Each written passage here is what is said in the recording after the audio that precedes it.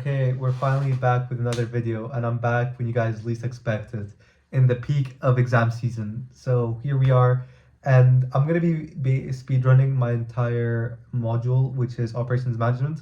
The reason I'm kind of doing this is because it's kind of the easy module. I tried to do this with my financial reporting 1 module, and realized I cannot make a 10-minute video of that entire module due to the amount of math that module has. So it's gonna be a bit difficult to do it for my more math intense modules. Whilst this module, I feel like, on the other hand, is quite more theory oriented rather than math oriented. So we're gonna go through everything brick by brick, only covering the most important parts of the module. Do I expect any work students to actually watch this video before the exam? No. Why? Because the exam's in 9 hours from now, and by the time this video is posted, it's probably going to be 8 hours from the video. So I don't think anyone's going to watch it for the sake of it, but at least it's an excuse for me to put out some content and also get some studying done.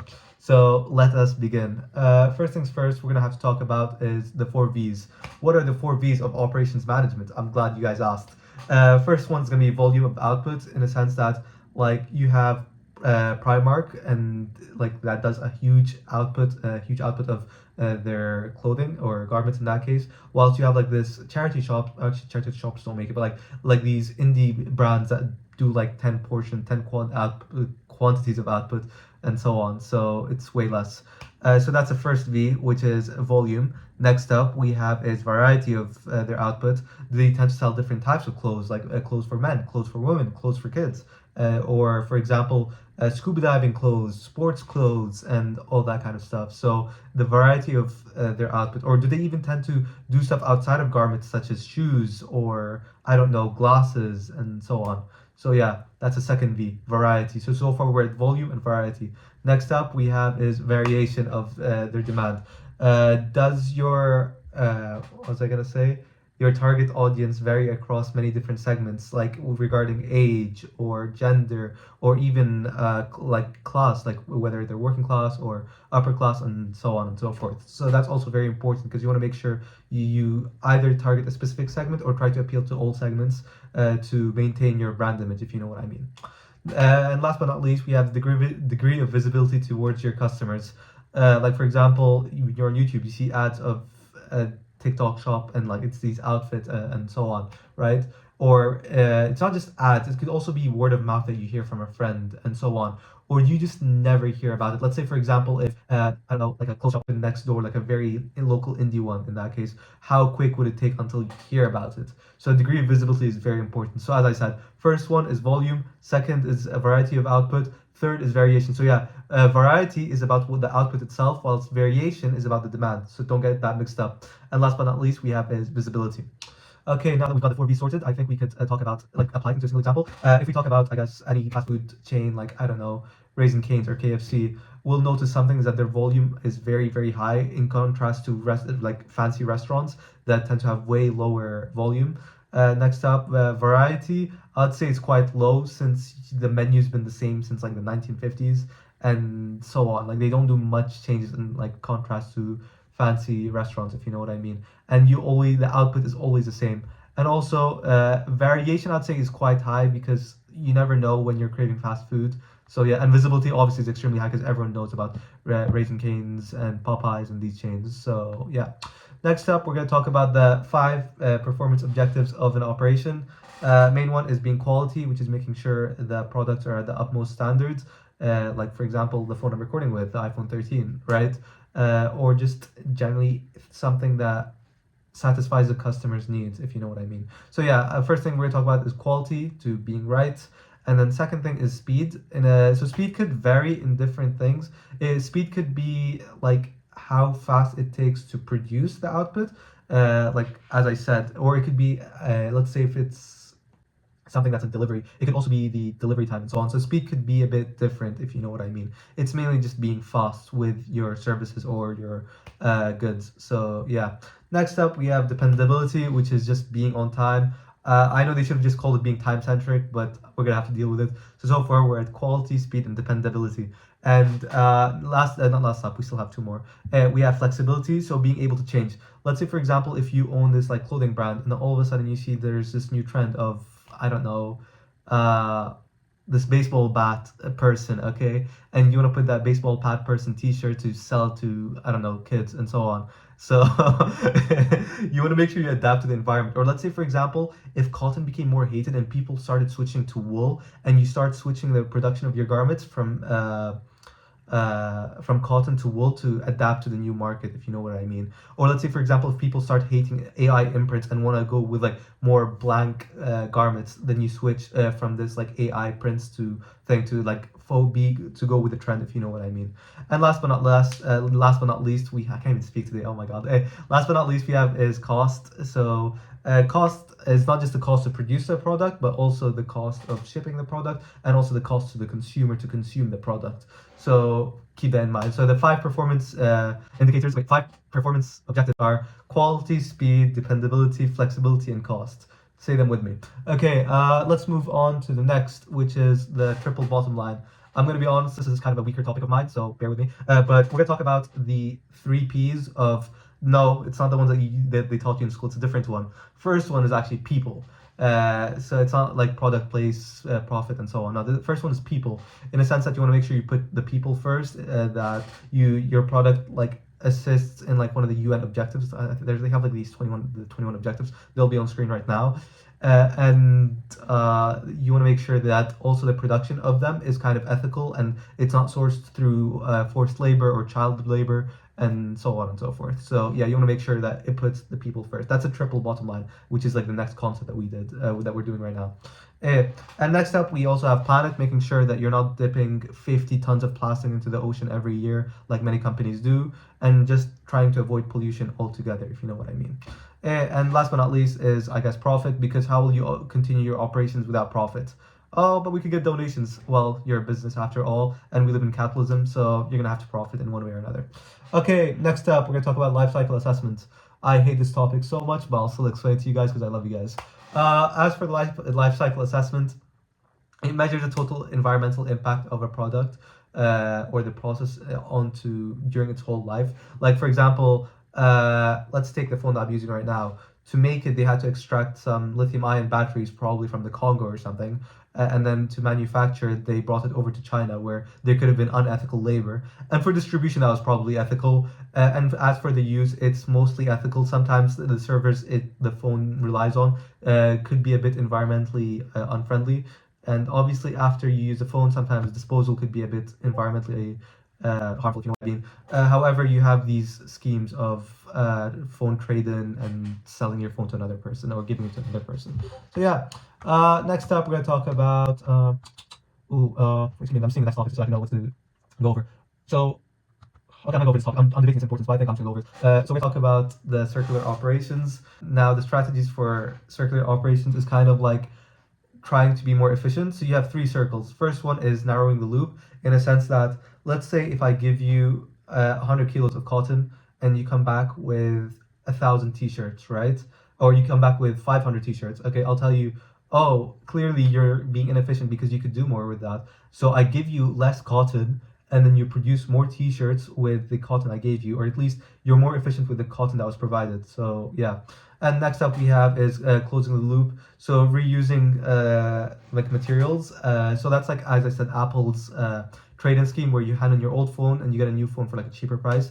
And with the old phone, they take out the parts and then they place them in the next phone that they're making. So they make sure it's like kind of more environmentally friendly and less waste occurs, and so on and so forth. And last but not least, we have is slowing the loop, which is kind of extending the product's life cycle. An example of this would be kind of the iPhones. I'm kind of going off the iPhones because it's what's in front of me. Like an example of that would be I feel like iPhones have kind of slowed down the loop, in the sense that back then my phone wouldn't last me more than 2-3 years before I had to buy a new one. This one has lasted me around 5 years now, and it's gonna go to 6 years, and it's not facing any problem. So yeah. Okay, that's basically the three loops or the strategies for circular operations. So yeah, let's go on to the next, which we have level capacity plan. This is kind of like making sure you're going to be able to, your demand is going to match the supply, trying to match supply and demand. It's nothing too crazy. I don't think it's worth explaining that much. So yeah, and just making sure you don't have excess inventory and you're not being inefficient, and just trying to go with the flow, if you know what I mean. So yeah. Okay, now I can actually explain the material because I'm not gonna lie, I didn't know how to explain it properly. It was in my head, but I needed some time to explain it properly regarding push planning and control. So push planning and control is basically kind of working towards things in the long run rather than on request or on demand, if you know what I mean. So let me give you an example. Let's talk about slow cooking, right? Some restaurants might be slow cooking some briskets over a span of the whole day, right? And obviously, like when I enter a restaurant, I tell them, oh, I want to order this brisket. They're not gonna tell me, oh, it's gonna be ready in like 2 minutes, or they're not gonna cook it from scratch for me because they already started cooking it from the beginning of the day because they anticipated that someone's going to be ordering it at some point. Let's say, for example, they started slow cooking it at 9 a.m. and then it's ready at 5 p.m. And then after 5 p.m., the restaurant says, yeah, orders for the briskets are open, and everyone can basically order the briskets, if you know what I mean. So they kind of like plan for it in the long run. Whilst, let's say, for example, if someone in that restaurant just orders a regular burger, it's more pull planning and control because it is completely dependent on customer request. That, I guess, burger wouldn't have been like cooked if it wasn't for the customer request, unlike push planning, which is completely based off long-term success and forecasting how much you're expecting in demand. So yeah, if I were to sum it down, push planning is basically planning long-term, whilst pull is short-term. It's that simple. Okay, next up, we're going to talk about the next concept we're going to talk about is the 7 types of waste. The main ones we're going to talk about are transport, inventory, motion, waiting, overproduction, overprocessing, and defects. So let's talk about transport. Let's say, for example, you have this company that's set in London, and you have commuters, people in the company that commute from Birmingham every single day using the transport funds given by the company. The amount of inefficiency in that is just too much of a waste. Like, you're better off hiring someone from London rather than someone from Birmingham, because that person from Birmingham is going to be spending at least like £40 on trains every single day, whilst the person from London is going to be spending what, £3, £5 on the transport benefits. So yeah. Next up, we're going to talk about inventory. So obviously, you could have excess stock within your company, and they're just kind of collecting dust, doing nothing, and you're kind of just wasting space, and you're also wasting the product itself. So yeah, you want to make sure you make the most out of it. Next up, we're going to talk about is motion. No, motion, not as in money or not. It's different than transport, by the way. It's more or less like being very bureaucratic with like so much paperwork. They should have called it bureaucracy instead of motion, I know, but we're gonna call it motion for now, so deal with it. And it's more or less just not having the basic, like, let's say, for example, when you apply for a visa and you need like 50 papers, when it could all be done online instead of needing 50 papers. That's basically like the waste of motion, or the third waste of motion.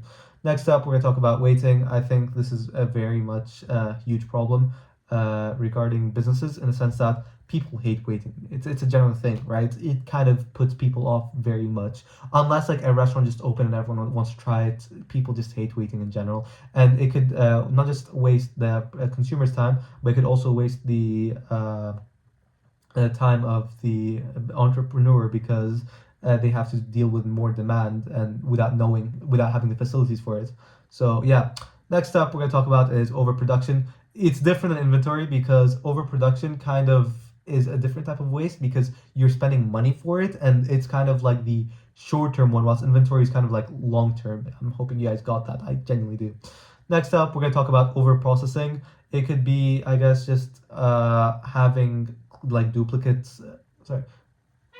Sorry, there is an insect there. It's kind of like having a duplicate of a data within a database, or like, let's say, for example, on your phone, when you went out with your friend, you have like 50 pictures with your friend doing the exact same pose. That's kind of overprocessing. When you have unnecessary data in your database, or even within your business itself, right? Like, let's say, for example, a single employee has like 50 different emails for some reason because he forgot his password. That's just an example. And last but not least, we're going to talk about is defects. Let's say, for example, you're producing a phone, and they accidentally put in the wrong SSD in there, and now you can't sell that phone, or they broke the screen, and so on. It's just the product not passing the tests that it's meant to pass. So yeah. And I guess one that's like an honorable mention we're going to talk about regarding waste is like, I guess, under talented people, like people who I guess have the capabilities of Messi and Ronaldo, but only give out the skills of Harry Maguire when they're in this job, even though they have the potential to give off Messi and Ronaldo. So yeah. We're almost done, guys. We still have 10 more slides, hopefully, and we shall be done. We're going to talk about the four pillars of innovation, which is architectural, incremental, disruptive, and radical. So let's start with incremental because I feel like it's the most common type of innovation. It's kind of like trying to improve the performance of the product or the quality of the product without like being a top notch or breaking the trend or the norm or whatnot. So yeah, that's incremental. It's kind of just continuous improvement of something that already exists. Next up, we're going to talk about is architectural improvement, which is kind of just modifying an existing product. Like for example, iPhones, they change every single year just by changing the design, camera, and so on and so forth. It's mainly common in technology, so or even the Xbox, and yeah. The next up we're going to talk about is disruptive. This is more or less just bringing a solution to a market. Let's say, for example, gas prices are going up, and you're tired of using your like car that runs on gas. You kind of switch to electric. I'm not encouraging switching to electric, nor am I discouraging it. But yeah, that's my whole point. And last but not least is kind of radical. That's like completely breaking the market, doing something that no one's ever seen before, right? It could be AI. Like the most recent breakthrough we had was AI when ChatGPT came out back in 2022, and Claude's uprising this year as well. It kind of illustrated how like radical change is genuinely long term, and it's something that's going to break the market. So yeah, that's basically the entire module summed up in 16 minutes. I'm hoping you guys love this video, and please like and subscribe if you guys haven't already.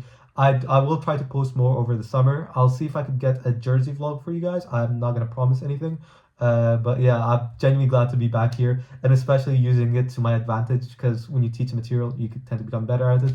So yeah, very glad to have you guys again. So yeah, good night.